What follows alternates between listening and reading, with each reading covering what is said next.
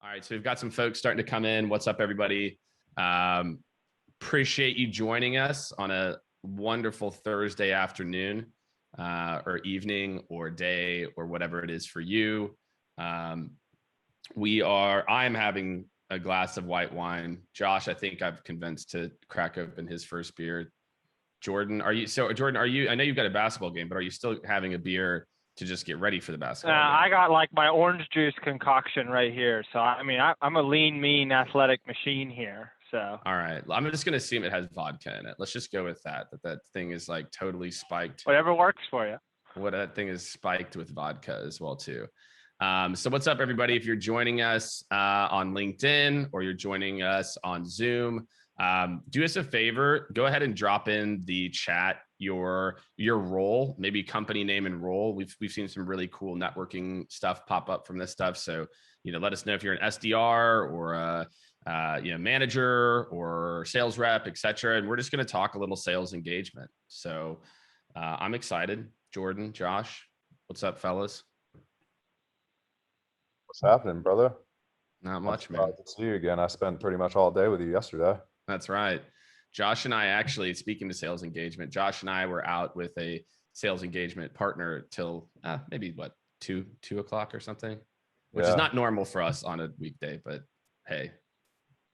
Yeah. Jake got the okay from the wife and he took Wednesday night happens sometimes. Sometimes Wednesday night turns into Thursday morning. Just I've got 2 kids, it's all good. We can still get at it. We had a good time, man. I've got 3 kids under 5, so just about every morning is until about 2 a.m. between all the screaming and yelling. So not quite as exciting as what you guys had going on there. Yeah, dude, trust me, I know how that is too. All right, we got Kate Nov. We got some sales enablement folks joining. We've got someone working at a sales engagement company, so I love that. Some account executives. Some sales managers. Okay, cool. So we've got like a really good mix. We've got about 20, 30 people now across LinkedIn and Zoom. So, really what we're going to be diving into, everyone. And, we've got kind of some questions we're going to roll through. I think, look, we've got the Q&A, whether it's I'll be kind of taking a look at LinkedIn and taking a look at Zoom too. So if you have questions, just drop them in there. I think, what I find with these talks, like we're trying to make this like pretty chill. We'll kind of keep going as long as everyone's like into it for maybe an hour and a half, and just talk about the kind of future, like sales engagement in general, and maybe give you all some insights. Just some background here. All 3 of our companies, Skaled, Greaser, and RevShoppe, all specialize in working on these platforms and helping to optimize them in various ways with companies. And so between us, shit, guys, what do you think? Like between us, how many instances of sales engagement platforms have we touched? 800, 1,000, maybe something like that. That number's got to be higher. Yeah, you think so? Yeah, maybe. So I don't think there's ever been a collection of 3 companies that have done as much sales engagement work as the 3 of us, which is kind of interesting to see as we're all like, growing entrepreneurs and everything. So it's like, I think we've got some expertise on really everything, content, sequence strategy, change management, what's works, what doesn't work. And so we're hoping this is going to be a fun conversation. So yeah, Jordan, I don't know, you want to kick us off maybe, and we can kind of start jumping into it. Like I said, I'll be monitoring for questions as well too. So like I said, be selfish, ask questions for sure. Yeah. And put them in there. And if we see them, we can put them into the mix. But so really the conception of this whole thing was, as Jake talked about, like we've known each other for a while, right? We've been doing this for a while. I was an early guy at Outreach. And so like a big question that I've been thinking a lot about, and I know you guys have a ton of experience, is just even from your perspective, like how is this whole world of sales engagement involved since the beginning? I remember the days of whenever I was at Outreach, it threw a couple emails, and that was the whole thing. Hey, we sent an automated email. This is awesome, right? And now it's this universe. So I'd love to hear from you guys, like what do you see going on in this whole sphere? Yeah, I'll go for it, Josh. You jump in, and then I'll add my 2 cents. For sure. Yeah, and I I think it's interesting because I had the benefit of working next to Salesloft when there were 5 people. Like my old office when I lived in Atlanta was in Atlanta Tech Village. I worked next to Kyle Porter and Sean Kester and Rob Foreman when they were like 5 people. So I got to see this shit evolve wildly. And then I went to Prospector, right? Prospector, dude. Prospector was the shit, dude. Gosh, man. Don't you remember Prospector, man? Like how good a tool was that? I fell in love with that thing, and then I tried to get a job, and Sean Kester was like, "I'm not hiring you, bro." And then I went. So then I moved out. I moved out to San Francisco and worked for Data Nods and became their direct competitor. And then we were Outreach's first, I think their first paying customer, alpha customer. So it's been interesting, and I tell people all the time it's wild because I think Greaser, you know this better than anybody. Like you built the whole thing, Outreach. It's like the shit that you were selling was so easy to sell because they're like, do you do mail merges? Cool, you do. Do you use Square? Cool, you do. Well, you should look at this thing and it makes your life way easier. And, and now fast forward to now, that's still kind of the same selling approach. Just now there's a ton more functionality and features and integrations into all these other amazing technologies like your Sendosos and Vidyards and things like that. And it's to me becoming like the customer facing CRM, if you will. And I'm curious to see like the evolution and if one of these companies, Outreach, Salesloft, Groove, whoever tries to step in the ring with Salesforce at some point.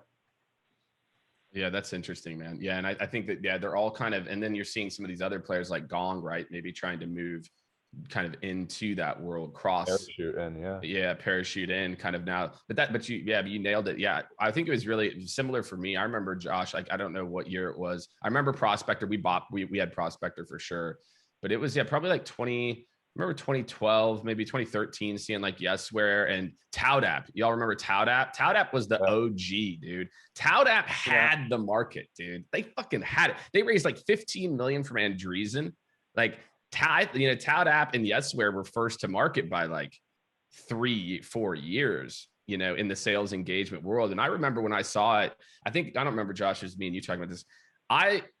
It was immediate. I was like, this is a thing. Like kind of wild side story. In 2010, when I was a head of sales at Glassdoor, I bought Marketo as a sales leader. I bought Marketo in 2010. I implemented Marketo with this idea of building out sequences that were sales related. And I think for me, and then, we were doing outsourced lead gen in 2015, and we had like, I think, you guys were the first paying customer. And then we were up to like 25 seats at one point, like doing outsourced lead gen for companies and with Outreach back in the day. And I think it was pretty obvious. You were probably their biggest. You're probably their biggest. We might have been, dude, in 2015, man. I think they're like 15 people, maybe 20 people. And I just think it was pretty instantaneous. And I think now that the issue that I see, and we're kind of talking about the history of it, the issue that I see is, if I'm being perfectly honest, and maybe this is for you two to talk about, I don't see companies doing things that differently than they were in 2015, where I was setting up sequences of like email, call, email. And you talked about like Vidyard and Sendoso. So I feel like that's, you think about the future, it's that we have got to break away from the mindset of this is the standard. Is this like email call centric? That instead the standard, and again, depends on your market, right? Of course, like it's going to be customized, but that's kind of my story with the space. It's very obvious to me there's effectiveness and efficiency gains. And it's just kind of what most companies relegate it to. It's like, I think people use maybe 30% of Outreach or 30% of Salesloft max of what they could be. What do you think? Sorry, go ahead, Greaser. Well, yeah, I just got to throw this in. Fun fact, right? You guys talk about tout, right? If you look up Mark Cosaglow, right? Yeah. I mean, I was there early at Outreach. This was a funny thing. He actually had one of the first blogs on Tout's website about the benefits of Tout, right? And then he becomes the VP of sales over at Outreach. So that's a fun little thing. You can probably still Google it and find it. But to your point, though, about this call email centric and that's all you do. One of the things that these sales engagement platforms do is they just magnify your sales process, right? So if your way you reach out is garbage, it's going to help you do a lot more garbage, right? Like that's basically it. But if you think smart about what you're doing and about how you're working, how you're setting up your process, your sequence, your cadence, whatever, it can help you do more of the good things. But the danger, this is to your point, Jake, it can also help you do more of the bad things. So like if you're stuck in 2015, like you're talking about, and all you're doing is just, to Josh's point, a mail merge, more or less, at scale, right? I mean, you might, if you're a brand new startup, you need to get the word out there. Sure, that might help you a little bit at the beginning, but it's not the way to go. But I cut you off, Josh. So where are you going? My question, and like thinking about email, call, LinkedIn, everybody's like, what's the best practice? Like, why are people so obsessed with best practices? I don't get it. And I hear the shit all the time. I get the question all the time. Like, what is the best sequence framework? I'm like, I don't know, dog. Like, who do you sell to? Like, think about the experience that you want your buyer to have. If you're selling to IT, like if you're selling to IT, do they want to get another email from you when they're getting like PagerDuty emails and CrowdStrike emails the entire day? Probably not. So that's completely different. There's no like one size fits all for all of this thing. And I think, you know, Jake, you're a little older than me and Greaser, but you know, our generation is just like so used to social media. I know you have your TikTok obsession, Jake, but you know, like we're just so like we want the answer today and like we're going to implement it tomorrow. And I don't think anyone is trying to put the work in or put a lot of thought into the buyer. And that's, you know, that's the biggest mistake I see to piggyback off, you know. Well, it's because you used to have to, right? Like before these tools, like you had to put in the work. You had to go look up information and do things in a little bit more custom ways because there was no way as a seller other than doing like a mail merge. But, you know, if you're doing mid-market or enterprise, you know, you were doing customized emails. And so what I've actually seen is it's a degradation of the quality of content, because here's what happened. And by the way, it's what should have happened. In 2015, email worked. You didn't even think. In 2016, it worked. And in 2017, it started working less. And 28. And what happened is we had dummied down these templates. We used to do really good, high quality, well-researched emails. And these tools, because email wasn't overwhelmed at the time, it worked. And we haven't, it's like there's this Arthur Miller playwright. He's got this like, you know, the end of an era when like the illusions like wear off. And what he's saying is that it's like, we start to repeat failures over the cycle of failure because it's what we know. And we're at the end of the era. Like we're at the end of the era where you can get away with like email only sequences for most, you know, most companies. And then Josh, the other thing I've seen too, is that because email started working really well, the call mix started to decrease and decrease and decrease. And so now what we've got is a lot of SDRs and sales teams that don't know how to cold call because they were doing the emails. And so now you've got a low quality cold call, low quality emails. And that's why teams are at 60%, you know, or 50% of their number, is that they're just repeating those same things, just hoping that, you know, there's going to be some renaissance or magic. And Josh, you and I are mixing this up yesterday. You know, I was talking about, I am 100% convinced, whether it's Google spam filters or, you know, Biden passing legislation about what you can and can't do with emails too. Like emails could be like a much more difficult thing in the next 2 to 3 years, period. Which means, again, if your strategy is email at the core, you better start to think about a backup and leveling your people up. Well, I think Josh's point though is really important here. Is who's your buyer, right? So like, if you call a VP of sales that's, you know, sort of from back in the day, right? They've been doing this 20 years, and you try to just email them all the time. Like, what's that VP of sales going to do? What's the matter with this sales rep? Why aren't they calling me? Right? That's going to be the first question. I'm not responding to anything until they pick up the phone and call me. On the flip side of that, right? If you call a marketing person like you call a CRO and you're like hounding the phone trying to get a hold of them, that marketing person is going to be like, oh my goodness, this is way too much pressure, right? This is awful, right? Meanwhile, the sales guy's like, why didn't they call? Why didn't they call? What's the matter? Right? So I think like this is the key point is who's your buyer? Who's your buyer? Now, Jake, you're talking about how email is going down, down, down. I'm not disagreeing with that, not at all, but I am pushing a little bit here saying, how's your buyer like to be heard? Like, how do they like to be reached out to? I love that. Right? Yeah, I love that. Yeah, and I think it's not. I think the key is like it's not. A lot of the strategies are not or strategies. It's not email or call. To Josh's point, it's not email or call or LinkedIn or Sendoso or integrating Vidyard. It's and I think what Josh is, it's like, and again, like I said, it used to be before these tools. I feel like we've kind of learned incompetence a little bit with sales engagement platforms. It's like you used to have to put together a thoughtful plan and, account-based marketing plan. We were doing this shit in the, 2000s. It was the same concepts. And because it got so easy to get through, we kind of stopped the skill building, at least a little bit, I think around a lot of this. And again, to your point, that sales leader's been doing it for 20 years. She or he didn't grow up in sales doing these new things. And so I think they struggle to introduce that change. Obviously it's why we all have businesses, right? But I think that's a big part of it, is that they're just repeating the same things that worked for them, maybe even 4 or 5 years ago, not realizing that we're in a new era. Yeah, for sure. I mean, look at how cyclical sales is. Look at how cyclical it's been for the past, I've only been in sales for about 8 years. And to your point, Dunlap, like 2015, yeah, email is great. Why would I pick up the phone? I would never do that. Yep. And then everybody's like, oh, everybody caught on. They're like, yeah, email works now. So now everybody's emailing. So now you, as the progressive person, you're like, okay, what's the next channel that all the noise is not on right now? And how do I do that? And then you're constantly like staying ahead of the curve. And I think, no knock to Outreach or Salesloft, there's just not enough companies have a sole owner of the platform to actually optimize the thing to say, this channel is working, this channel is not.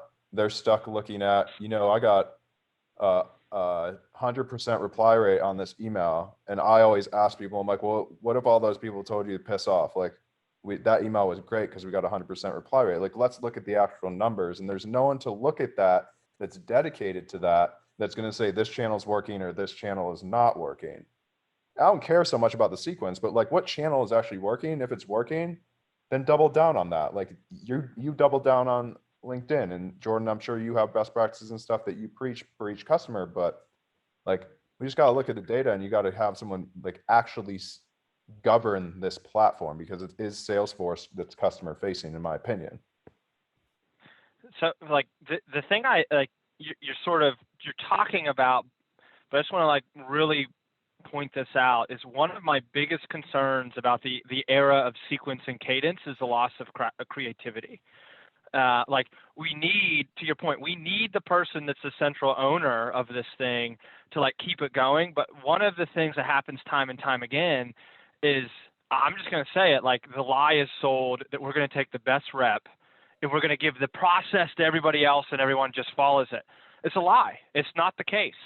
The reason being is, like, Josh, you might be, sweet voice on the phone all day long, and that's your skill set. And Jake, you might be the email king, right? The way you're talking it up over here, right? But like, you can't just take what one person does and assume everyone has the same skill. You got to coach, you got to teach. But then also, there's super creative people, like even in orgs I've worked in, that, like, let's say the phone is king type of thing, but they're super creative and they can work like sort of outside the norm. And so as much as I love the sequence, as much as I love the cadence, like the big thing that I feel like we've lost is the ability for people to create, think critically, and then do some process on their, like, everyone has automation fatigue. It didn't give me a task, so I don't know what to do. Well, be a little creative here, right? Come up with something unique and reach out. But I mean, I'd love to hear Jake. I mean, I think you're on LinkedIn all the time talking about some of this stuff. So, I mean, what do you think? I mean, I think everything that you're getting at, and what Josh is saying too, it's that we've got to stop having, again, the speed of customer behavior change is unprecedented. Think about, as a consumer, how you used to buy things 15 years ago. Okay. How much has that experience changed? I mean, just imagine that 2006, like, versus all the things that are at your fingertips, Amazon, all this stuff, Facebook, like, this shit didn't even exist. I mean, it kind of existed, but not really, right? but let's look at the B2B and how it's adapted to how consumers, like, is it that different? Like, is the crap that we're doing that different? And I feel like we've got to, kind of the reason I bring this up is that, like Josh said, we've got to start to think of sales as just like how marketing thinks about, when you think about performance marketing, right? It's ad dollars. It's a dollar spent to generate a lead, customer, whatever it is. And you optimize, you hire a full-time person, a performance marketing operations person. Of course you do. You're spending 10 to 20% of your ad spend to optimize this spend. And to Josh's point, the fallacy we have is we've got a very slow iteration process, Josh, in how we think about engagement and creativity. So again, it's like Jordan, people are just like looking at the data and they're like, well, I'll just make this tweak on it, as opposed to like, how do I break the sequence? And it's because there's really no owner. The person who owns it is probably a sales development leader or a sales operations leader who owns, 3 other things and has probably only implemented one of these tools one time. And so I just feel like the speed of consumer change is happening, and we've got to we've got to think of this always optimizing mindset, which is why you have to have the owner, and really think about it in that mindset. The sequences and cadences are never done. We're always optimizing. And I don't think many organizations have that mindset. If, I'd say sub 5%. Do you, I'm going to come like full circle to the comment I made earlier about, they made Outreach and Salesloft and these sales engagement platforms made it really easy to sell. Do you think that because, back in 13, 14, 15, when these were coming and the SDRs and the AEs that were using these tools are now, mid-level directors, they're VPs, they still think that this is like the primary functionality and they don't really give a shit about this. And like, this is just a productivity tool for my reps, and they don't understand how robust of a platform and how capable this thing is. Do you think that's part of the problem? What's the biggest thing that you see whenever they start with an SDR team, which is most of the time, right? And the moment they branch into AE land, right? What's the big comment that all the AEs say immediately? Come on, you guys, you got it. I don't use sequences. I don't use templates. Yeah, I don't, like, that's for my BDRs. That's an activity thing. Like, I'm going to do targeted, I'm going to be tailored, I'm going to be all this stuff. And you're like, whoa, wait a minute. That's 10% of the platform is that sort of high volume. Like, there's 90% in there that you can do really intelligently, right? But the thing is, in the SDR world, it's like so intuitive. I make a sequence, I send out the message, this is mass blast, this is easy, right? So like they make a simple connection. But folks in the AE world, they don't even think about, what do you do through the funnel? How do you nurture? How do you follow up? Like, how do you think critically through like some of these different pathways you can go that you can use some of this just to stay on top of things? But it takes more work right out of the gate to make it work well for an AE, right? You got to think critically. You got to map it out. You can't get away with just creating a sequence of mass blasting. Like you're not even allowed to get away because the AEs will revolt. Yeah.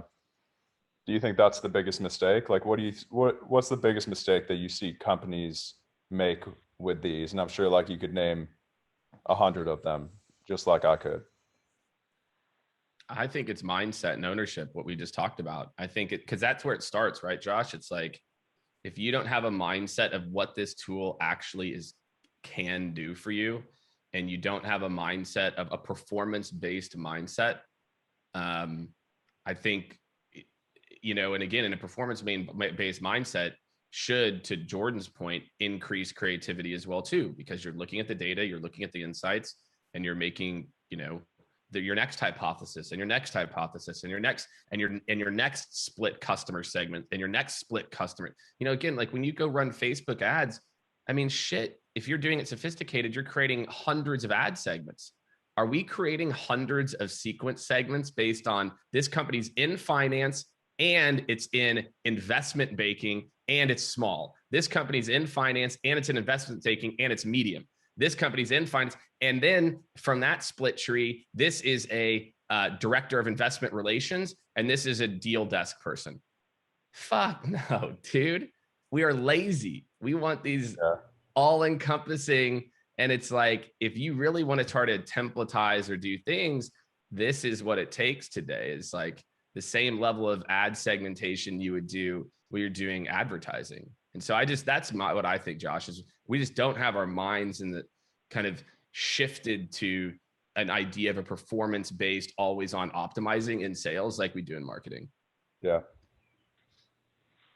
I think another, like, right out of the gate, implementing any one of these things, everyone always underestimates the content lift. Hey, we can send automation, we can do whatever, but they don't realize, oh my goodness, somebody has to write it, somebody has to own it, somebody has to iterate on it. To your point, Jake, iterate quickly, keep it moving, analyze the data. Like, whoa, we're not even ready for this. Now, the next thing that people do is they think one training is going to be enough, right? And look, here's the deal. I was Outreach's first trainer, so here I am, like, crapping the bed on all the trainers out there. But, like, you do all this work to do an implementation, and then we send people through one training, and then we go, okay, they got it. But the fact of the matter is, they may have one workflow, but there's 100 that you can do, right? So, like, to me, the other lift is there's this false idea that once you train people on this platform, it's done. But if you're iterating, to Jake's point, and you're keeping things going and twisting, and you're iterating, you're changing, like, training on these things should be a constant motion, a constant enablement cycle as the process shifts, as we try different ways of doing things and we coach through it. Like, to me, like, Josh, you're asking the question, what's the other big thing? It's a miss, this one training and done. Okay, see you later. Everybody's got it. We checked the box, 100% adoption. It's not going to happen.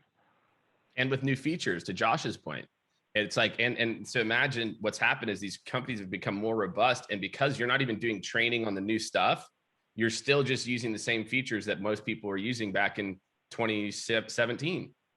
You're not even using half the stuff.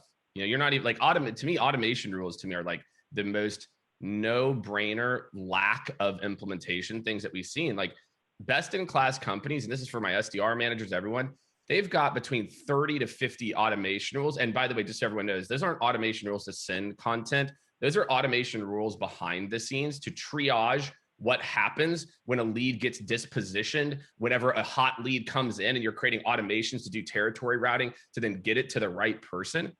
Like, do you know the amount of manual work you are still doing when you could be automating all these manual touch points and handoffs and then sending people back into marketing automation, nurturing sequences? And it's just this cycle where we've got to kind of wake up and realize that, like, if you want to be the man or the woman in 2021 and beyond, you better realize that your job is to get in there and, like, optimize daily. And if you can't do that, then obviously you hire one of us, right? Obviously that's the subtle Yeah. plug I mean, there. come on, why not? Right. Yeah. So subtle plug. There's There's a good question in here. I don't know if you saw it. Like, they put it in the chat. It's like, if you're an SDR manager, where's the balance with allowing your reps to step outside, right? This is a big one. I mean, I'm sure you guys get this a lot, and especially at big companies, man, this idea. So, I'd love to hear, Josh, somebody kick it off, but I think it's a good one.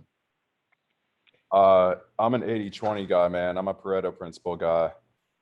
If you got 80% of the workflow down, and, like, that's where you spend 80% of your time, and I know that I'm going to be able, as a leader, be able to track those metrics accurately, and the other 20%, like, you're out experimenting and, whatever that is. Like, some people were calling 3 times back to back to back.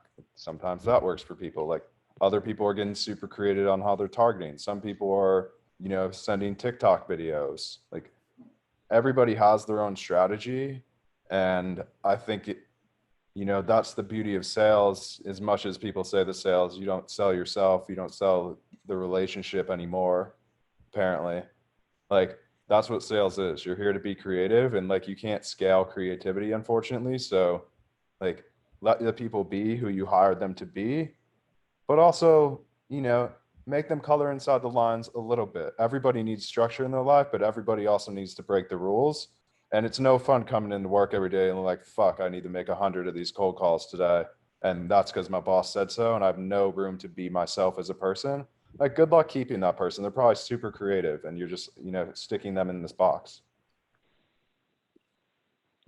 For me, when I think about a new rep starting out or a new way of doing things, I tell folks, hey, for this quarter, right, when you're just coming in or you're just starting this thing, like, follow the process. Like we want to see even how it works, like at an org level. We want to see what goes on. We're going to iterate on it. We want your feedback, but like work the process, show us that you can do it. And then like, if you're doing well, start saying, hey, I want to tweak this. I want to try this, and we'll measure it. We'll see how it goes. Like, I want to give you the freedom to go do what you're doing. And then I want to measure it and say, hey, is this something we can bring back to the rest of the team?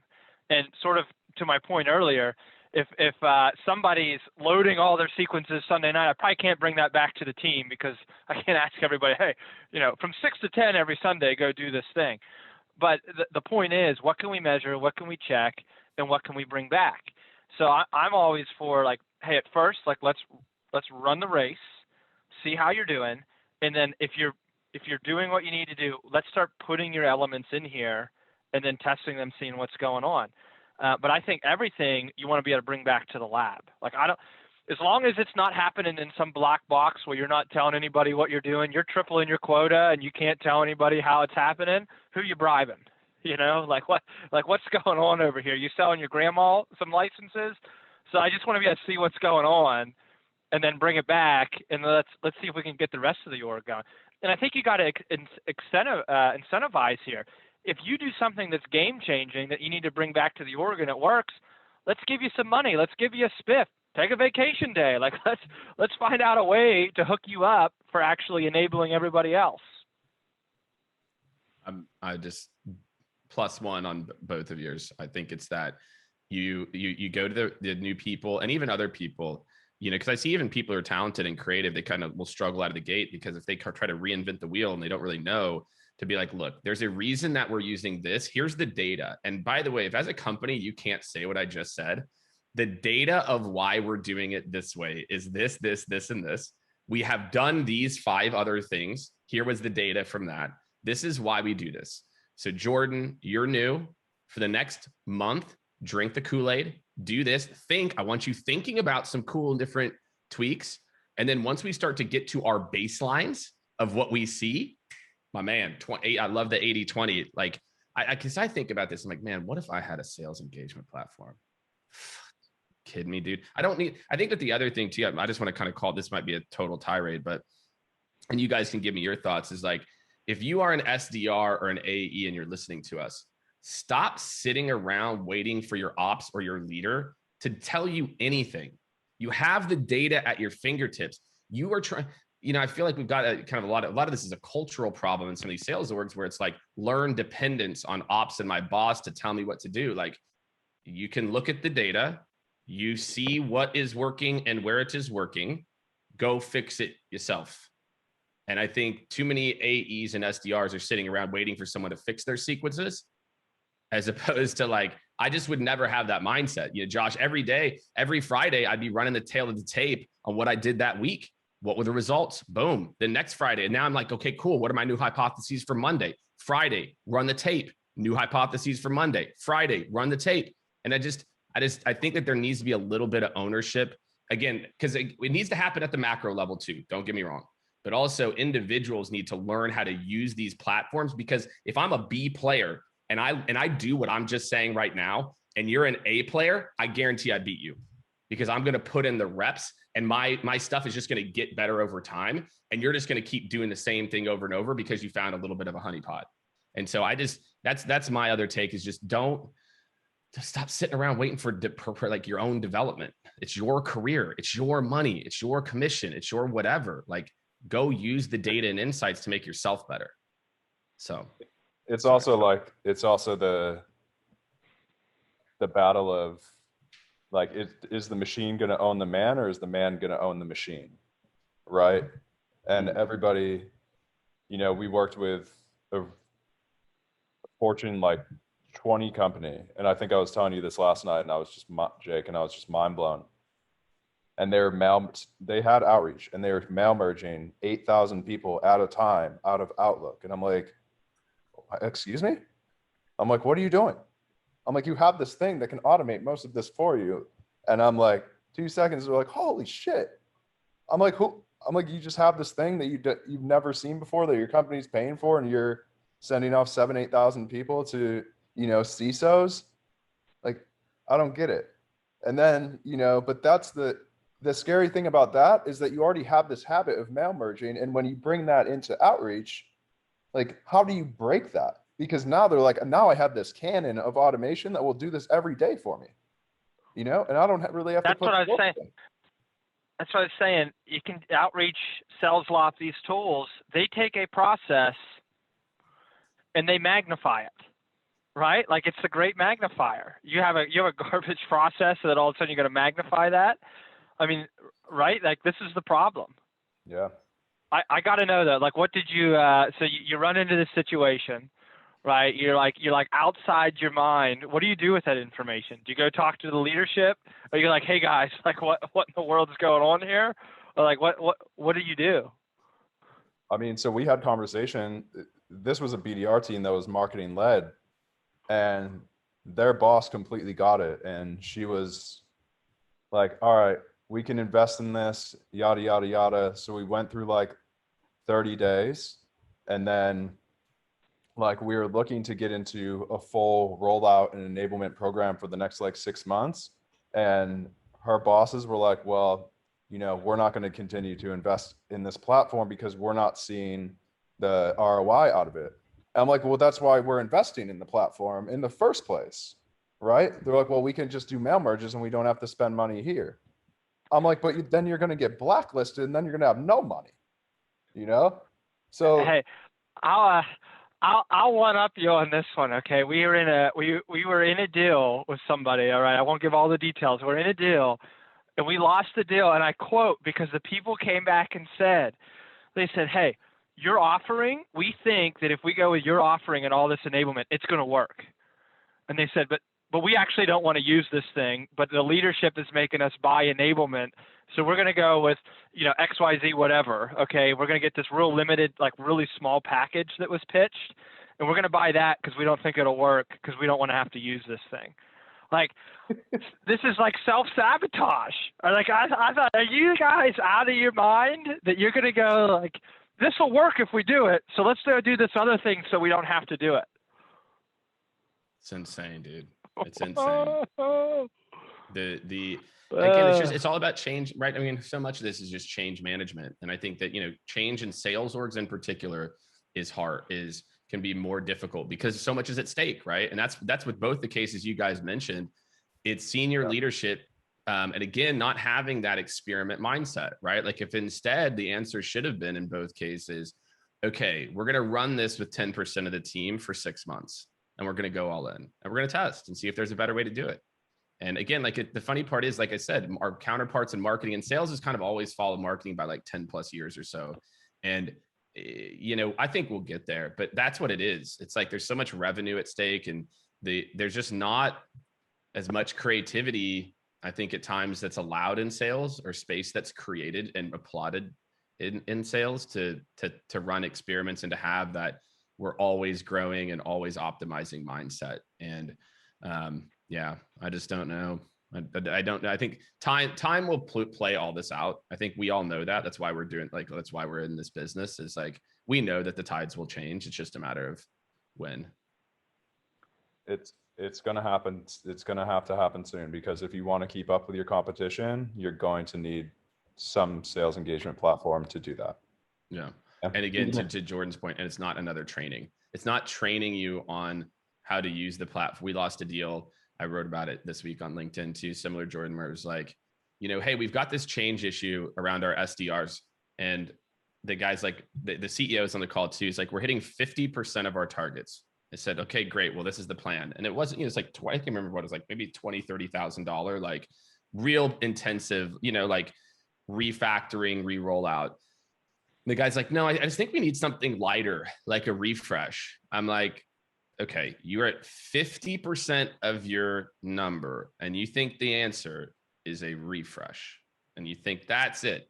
Sales, more training is the solution here. And I just feel like a lot of this is just the sales leaders just repeating what they did and what their fathers did, their old sales leaders did before them, and what made them successful. And, you know, eventually the cycle starts to break. Yeah. I mean, I commented on that. Sorry, I cut you off, Jordan. You got it. I commented on that because I thought it was funny. And like this was the subject 2 minutes ago. It's like we have these salespeople and they're like, I need to hit my quota tomorrow. And leadership's like, I need to hit my quota for this month, this quarter. Where I'm like, you know, the business as a whole, like your CFO, your VP finance, your board, they're looking 5 years out from now. You know, like, how do we get that alignment from, you know, the finance part of the business to the sales? We're like, hey, you own this P&L, but like, we can't do what's good for tomorrow. We have to slowly kind of chip away at this problem, knowing that we have these aggressive goals 5 years out or 3 years out. And not a lot of companies are thinking that way. And I think, you know, because of the huge SaaS boom, and you have companies like, you know, CrowdStrike and Datadog and all these companies growing at 90, 100% clips. So like, we don't give a shit about any of this. Like, we're product led. Our product sells itself. We have a ton of broken shit inside of the sales org. It doesn't matter because we still have people, you know, hitting $500,000, $1 million take home a year. Like, what the fuck do they care? They're just going to continue to do the same thing until they get to a situation where they have the oh shit moment and they actually need to fix something. That's right. Yeah. It's the rocket ship that then, and again, it's just, when is that plateau going to happen? It's not if it's going to happen. It's when does that hockey stick, you know, we call it the broken hockey stick. It's like, you get that growth and then it breaks. And then you're like, well, we're not doing it at the same clip anymore. And it's just always being prepared. And there's a saying, LinkedIn, you know, we do a lot of work with LinkedIn on the sales consulting side. And one of their sales leaders, I always thought, had a great analogy. And it's like, you fix your roof when it's sunny outside. You don't fix your roof when it's raining. You fix it when it's sunny. And, you know, I think that that's the mindset, that even if you are doing that, it's just, you're always staying nimble. And it's why it's the same thing like what happened with COVID, why so many companies got punched in the mouth with COVID in particular, is they had built these archaic optimization concepts, or, you know, we're going to fix things with a training or whatever it is. And so they weren't ready to iterate. And then, you know, COVID kind of forced everyone to reiterate, right? Quote, COVID forced people to go rewrite their sequences for the first time and whatever. And what I see is that the problem is we're not keeping that hustle. There is always going to be adversity. Something's going to happen. And if you always have that always adapting mindset and you're always experimenting, you know, nobody's, reproof, like bulletproof on anything, but you can surely make sure that you will not be caught flat-footed. So guys, we told everybody we're going to do 45 minutes of talking and then some Q&A, so we're right there, but I want to get one more question, and I think sort of hits on what you're talking about, Jake, here, of iteration, change, and we have to keep moving. The one thing that I've just noticed over the years is it just appears to me like marketing orgs are very familiar with iteration, change, updating, putting a ton of money into their operations, making those adjustments, and it's a part of life. If a marketing strategy doesn't work, they immediately change it, they test it, they move it. The big thing that I'm super hopeful for, and I'd like to get you all's take on it here, is that level of maturity, so to speak. Like, do you see that coming into the sales org, where they're actually saying, hey, we're gonna bring in folks that are gonna test the message. We're gonna bring in folks that try the different campaign. We're going to have dedicated folks, just like marketing does, in the lab doing things. Is this something I'm seeing and nobody else, or what's going on out there? I think to Josh's points, it's the early days. Yeah, I think we're starting to see companies be more open to it. I'd say still it's nowhere close to, like, you think about the adoption curve, right, of innovators, early adopters. I'd think we're still in the innovator part of this. I don't think we're even to early adopters yet, because again, the other problem that we have, I think, is fiefdoms of sales ops. Sales ops likes to create little like a fiefdom, not realizing that, look, by working with a partner like us, because look, we've just seen the dance, man. Like, we can just accelerate this shit at such a rate that it's just impossible. If you're a full-time sales ops person, that means at maximum you've implemented 2 sales engagement platforms? Maximum. You've done it twice in your career ever. And we're all doing it hundreds of times a year. Like, there's just a learning curve that, Jordan, that I don't think we're there yet. And part of this is, again, sales has to move to look at what's marketing. Marketing brings in specialists. Marketing brings in but marketing has a fucking agency for everything. PR, performance marketing, website. They don't try to hire specialists internally for all this stuff. Ad, brand, creative. They don't. So why are sales orgs thinking they're going to hire these fucking purple unicorns, right? That are like, they've done this, and they're a specialist in it. It's impossible. So I think that there has to be some like sanity, but I'm seeing it. I think you all are seeing it too. It feels like a little bit of a tailwind, but I think we're still, I'm actually shocked by how not far along we are when things just, to me, are just so painfully apparent. I did think COVID was going to just like blow it up and send it. And it was like, oh, almost. Well, yeah, I mean, I think COVID, to your point, I keep saying this, Jake, like it's the sales ego. Like we're going to be able to fix this shit ourselves and we can own this. And like, we want the ownership. We want to hit the salespeople. We want to hit the winning jumper. Like that's just embedded into most of us because we're all super competitive, right? Where like, and there's a lot of laggards here in terms of people owning this thing or building a team around a certain function of sales engagement. And we've had a lot of success in this with global organizations who have, you know, obviously multiple regions. They have, you know, 1,000+ users, and they're starting to see, okay, we want to standardize this globally, but we have 3 different kind of go-to-market strategies that are isolated in silos, and we don't know any of that. And none of them meet, but sometimes they're all in the same outreach instance. And then you have to figure out the shit is not breaking. And then, but you don't know what Sandy in, you know, Pennsylvania is doing. And then you have someone in Australia who's doing something else to the platform. And then the whole shit shuts down. And then you're like, all right, well, you know, we lost outreach for a day and we have 1,000 salespeople. And now we just potentially lost $1 million in pipeline today. And then the switch flips and they're like, we actually need to manage this.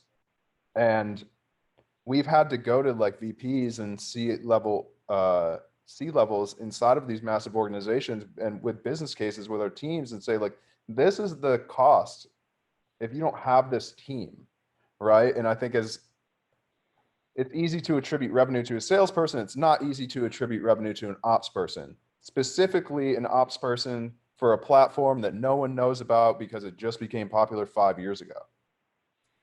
Well, that goes back to Josh, what you and me were talking about last night, and we'll use a more PG version of it today, which is part of this is an incentive by sales leadership to care more about the size of the headcount they manage as opposed to the efficiencies that they can gain. And I'll just got the example I use, like you've got 2 sales leaders. One was able to scale a company to 250 million with 75 salespeople.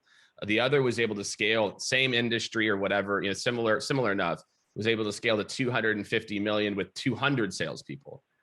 In Silicon Valley and in the world, oh my gosh, Johnny 200 is actually the person who people are like, well, he's or she, and it's, you know, again, that's a whole other issue. It's usually he has done 200, managed 200. It's like, but Susan is way better. Like she's way better. She did the same thing with 75 and optimized her tech stack and optimized the effectiveness and territory planning and lead routing and is a way better sales leader. And so I think that goes back, that's the ego, right? It's like we judge sales teams not by their ability to be efficient, but by their ability, like, you know, leaders are judged by their headcount. Yeah. And that's, you know, when anybody's like moving, any SDR is moving to an AE role or an AE is moving to another company, and I'll talk to them and they'll be like, you know, what should I be asking?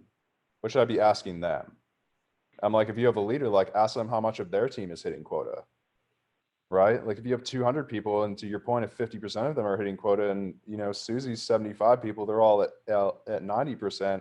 Like I'm going to go work for the smaller company because I know I have the better leader who's going to enable me with the technology that I need to succeed. And they invest in me and they invest in the process and they invest in the technology. Like that's what I went on a huge tangent here, but like, that's what I want to see. And I do think it's, it's just a pissing match. It's a pissing match on who has the biggest team, who's driving the most revenue. And it should be like, how do we use this technology to invest in our people?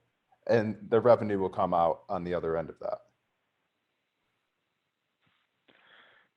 You talk about the technology to invest in the people. I mean, my goodness, you can see the emails that people are actually sending. What a great opportunity to go in and coach, right? Just like call coaching, right? You can go in, you can check out those emails, see what's actually being sent, say, hey, let's make some adjustments, make some changes. But anyway, I know we're right where we said we were going to be here, and I'll let Jake, Josh, what you want to do about questions, or you want to keep chatting a little bit. But yeah, do we have it? I'm trying to think. We put it in here. If anyone has any questions, I think if not, we can kind of go through just a couple more and then wrap up, in the next like 10 or 15. But again, I would encourage all of you, be selfish, ask questions. You've got people who've seen a million different instances here, and can add some tactical value. So. And then sometimes, all right, this is a good one here. Joshua just jumped in. Joshua, I appreciate you getting active in the chat, man. It's awesome. He said, is there a sales enablement education? Is there an education for sales enablement? Black belt for continuous improvement.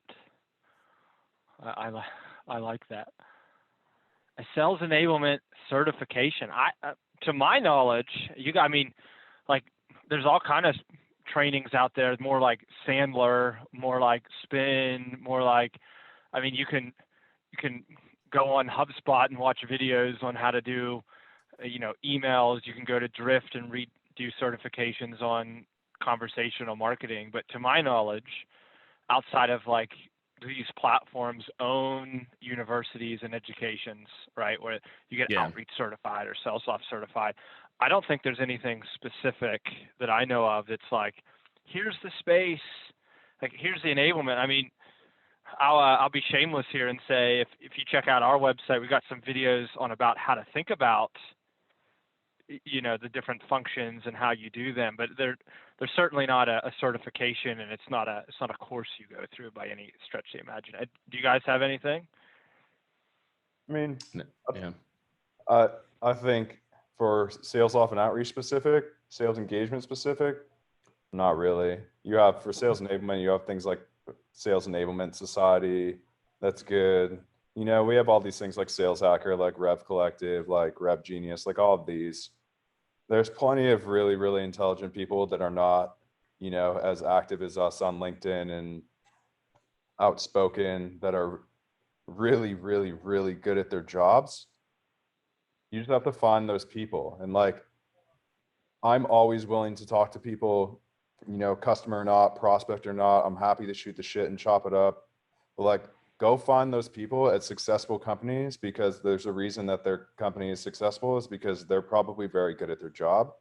And the people who are very good at their job are happy to give away their secrets, I think. And everyone's giving it away for free online every day. Every, what do you call it? Every thought leader is giving it away for free. And that's like, I've built my whole entire sales career off of ripping off best practices from everyone else and just saying like, oh, that's better than what I'm doing. I'm just going to start doing that. And then I would Google something else and I'm like, that's better. I'm just going to start doing that. And I think for a lot of people, it's like, we want the best training, but again, it's like, you're always growing. And I think, no, there isn't one. Maybe we'll start it today. The three of us will start the first ever sales engagement society. Or what do you want to call it? Like a society, a club of some type, like you have to have like a secret when card. You say society, it feels more secret, a little more mystic. Yeah, I kind of want it so that I'm way, all right? for anything society. Yeah, I want that. Yeah. Like real exclusive. Hey, I'll read the question this time. Matt sent us one. I'm going to send this one to you, Josh. You ready? Can you handle it? I'm ready. You getting a little nervous? This is the one. I hear this one all the time. So this is for some competitive intelligence here. I want to know what you say. I can't wait. So it says, this is Matt, says, what conversion rates are you seeing these days from these platforms? over under 5% of prospects to schedule disco calls? I would say, Come on, Josh, do the hustle. yeah, I mean, if we're looking at things across the board, like of every industry, of every persona, it's definitely under 5%. For sure. Like prospect to stage 1 to stage 0, stage 1 opportunity, absolutely it's below 5%. There's certain personas that, again, if you know how to sell to those people, you can get higher than 5% if you know the channels to work. But a lot of people are just, using and abusing these platforms where like they're just looking at how many people can I get in the funnel because my boss told me I need 94 activities today. Right. So I think next time we do this, I'd really like to dive into benchmarking, because I think that shit is so interesting to think about, because that's a question that I hear all the time. Yeah. And we don't know like what the best practice is. Let's do that. Yeah, I think that's a really good idea. Yeah, we could all try to kind of crunch numbers for a few of our clients and like bring it in. But I'll agree with you. I think for us, if we see like 7%, 5 to 7%, we're like, okay, you guys are doing good. Like you're doing like, this is what we would like want to see. And, if you're getting up to like, 10%, then you're like in the top percentile. But you're 100% right. I mean, I'd say most companies are at like, what do you think, man? 2%, 1%? 1.5% for sure. Exactly. Okay. We have a question in the Q&A that I want to get to. Maybe the last question we'll do. So I'll wrap up with that after you finish, Jay. That's what I was going to bring up. And the reason I was going to bring it up is because it's from an anonymous attendee. So I don't know who this is, but I appreciate you taking the society idea, the secret society, and running with it and asking an anonymous question. So, hey, I'll read it. I'm all for it.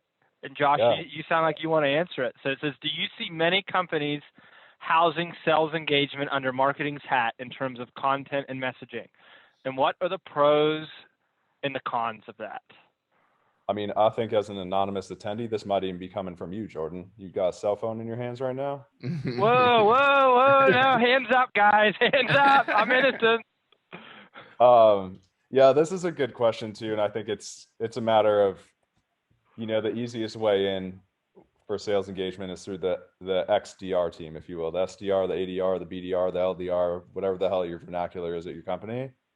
And wherever that team sits is who's going to own the platform. I mean, are there benefits? I think this goes into the BDR, SDR. What is the proper vernacular? Where are they supposed to sit? Does BDR do more inbound and SDR does more outbound? Like, we don't have the answer for that. Are there pros and cons? I mean, the pros of sitting under marketing is you have people who are willing to like take marketing programs and align them from your marketing automation system to your sales engagement system, which is, to me, if you're doing shit like that, like you're winning right now. You're winning. You're getting very granular and like very thoughtful about how you're going to engage with these people and how you get your prospects in front of your buyers in the way that your buyers want to be engaged with. If they sit under the sales side, I know you're kind of chomping at the bit here, Jake, but the sales side I think is interesting because that's where we see like limited resources, and sales is obviously in its own silo. And if it's in sales, then marketing's like, I don't even know what this thing is, right? Like, how do we get the leads back from Salesloft into Marketo or into Eloquor or something like that? So I think there's, I would rather see it bundled or bucketed under marketing personally, but that's because marketing has more budget and I'd rather sell to marketing. Yeah. And like you said, like they're used to that, right? They're used to that agency mindset, of like working with an expert partner too. To me, a lot of this depends, I think if you've got it all depends on the quality of the leader is really kind of how I look at this is like, marketing leader hypothetically should be saying, okay, I've got this much for ads, this much for brand, for social, and this much for SDR. I'm investing $200,000 a month in SDR. I'm investing $200,000 in ads to generate leads. What's the right mix, right? Like That's really what we're trying to do. We're trying to produce highly qualified or high intent individuals who are interested in learning more about what we do, right? That's kind of the goal of marketing. And so if you have that mindset and you're really thinking about a certain quality threshold, and the marketing is tied to revenue, and marketing is big chunk of the senior leadership and marketing's bonus is tied to revenue, I think it can work. If instead marketing just wants them to pump out through lists and just toss things over the fence, and it creates contention because they get bonused and comped off MQLs or SALs or whatever they call it, and sales like these are shit, but marketing doesn't care because marketing's bonused off of that, then I think it sucks. The other thing too is, like, as long as you're making sure that you've got a strong career path partnership with sales, that assuming that many SDRs, and that'll be a whole other topic about this SDRs stay SDRs, and that I could talk about that in a whole other conversation, but many SDRs do not want to do this like for forever. If you do, amazing, great, do you. But you got to make sure that if you do keep it in marketing, you keep that career path for them, as well. So I think it can be either. I think marketing has a lot of pitfalls. I like that when it's in sales, there's a natural career progression. There's a natural alignment. But I think it's leader. I think from what we've seen is it's very leader dependent on what's the right move for your company. Sure. Man, hey, we have a request of Matt wanting Josh's email. So it's josh@greaserconsulting.com. Oh, sorry. I got yeah. I had to. Come on, guys. Oh, man. Well, hey, it's here's where I'm at, guys. Here's the real question I think in the chat that we want to know is, should we do this again? I mean, this is a little unconventional, right? Like coming together with some good competitors and just having some fun, shooting the breeze. But we want to know, do you want to hear from us again? Do you want to see Jake's devastatingly good looks and Josh's great beard? I mean, what are we doing here? I voted yes, just FYI. I put a Y. Yeah. I think yes too. It's me and then people are like, yeah, whatever. At least we didn't get any no's. Yeah. Hey, all the panelists here, we'll all put a yes in so we feel good about ourselves. Exactly. Well, we've got now, it's a good mix. I think we've got 3 people that said that. So we're at a mix here okay, there we go. All right. So now we've tipped the scales. The panelists are no longer the main voting here. Cool. Matt Bress, what's up, brother? I'm glad you joined, man. I appreciate you tuning in. I've known Matt for a long time. He's a great leader. Yeah, you should definitely catch up with them, Josh. Like, they're doing some cool stuff too. Yeah, and shout to Kate from Syracuse. Grew up there 19 years. Wow. I don't really spend time. When I lived in New York, I never really went to Syracuse. I never really made it up that way. A lot of people only go there for the orange, man. They go there to watch our basketball team shit on people. That's all. They were the bomb back in the day with George. Like back when they were in the big, like whenever it's like Georgetown and them like playing, like that was like the days. Boeheim and John Thompson. That was like the golden era. Yeah, it's gonna be a sad day. Coach K is retiring. Roy Williams is out. Boeheim's gonna retire probably next year because his son's leaving. We'll see. Yeah, my wife went to UNC, so we do not talk positively about Duke at all in this household. We do the opposite. So I'm not allowed to ever talk about Duke. As you guys talk about basketball, I got a basketball game to go play. All right, so I mean we gotta finish this thing up. All right, everyone. Well, Jordan, thanks, man. I appreciate you kind of prodding to put this together. And yeah, I say we put another one on the books, and then we all start to work on our secret symbol of like, it's like, like that means that you're in the sales engagement society, and you don't, it's like a simple like hand wave. It's like a fraternity handshake. Doesn't need to be some type of airplane. I feel like every sales engagement platform has an airplane for the email send. Yeah, that's right. Like, woo, here we go. You figure it out. I'll get the tattoo, baby. I love it, dude. Well, everyone, thanks for tuning in. We appreciate you. A lot of the folks on LinkedIn stuck around for the whole time too. All the folks who joined via Zoom will make it even more fun and interesting. And definitely bring your questions next time. I know all of you are, and maybe what we do too is next time, I think if we do this, if we make it about, we can bring the data, and then if we make it about like, what are right now the 2021 go-to plays? Like, what are some of the things that you're seeing that are working? Because Josh hit it on the head. It's always about like where the ball isn't, and like everyone's here, you're all doing email. I'm now doing like, LinkedIn voice message and stuff like that. So I think if we, we can drop some tactical, I feel like everyone who comes to something like this, that's what they want.